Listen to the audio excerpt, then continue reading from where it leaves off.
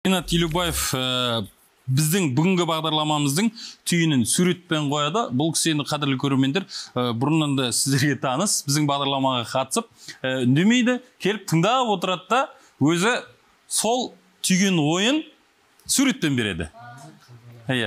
Ал енді құрметті қауым, домбыра күні құтты болсын.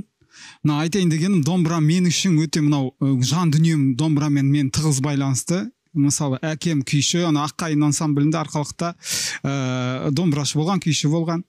Нағашы атам Байғабыл Жылқыбайұлын білмейтін қазақ жоқ, мысалы. Сондықтан мен үшін туғанымнан бері домбыра құлағымда ойнап келеді жатыр. Бүгінгі салған суретіңіз? Иә, енді мен мына жердегі бүгінгі салған суретімді сізге беріп қойсам, міне айтып отыр.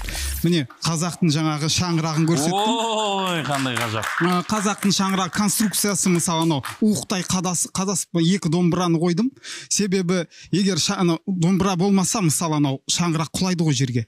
Болмайды. Қазақтың болмысы шаңырақпен тікелей байланысты, қазақтың рухымен, қазақтың даласын көрсеттім. Қазақтың қыз бен жігіті қасында тұрған. Яғни домбыра ұстап тұр. Бұрынғы кезде қазақтар домбырамен тіл жаңағыдай кездескен, әңгімелескен, жаңағы Тұрсынбек айтқандай, әуенмен жеткізсе, мен оны бейнелеу өнермен, суретпен жеткізгім келді. Иә. Сурет сөйлеп тұр. Олына бет көрмесін бауырым.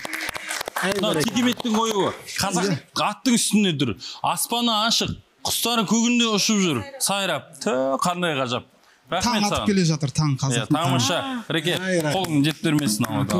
Тамаша. Домбыра әр қазақ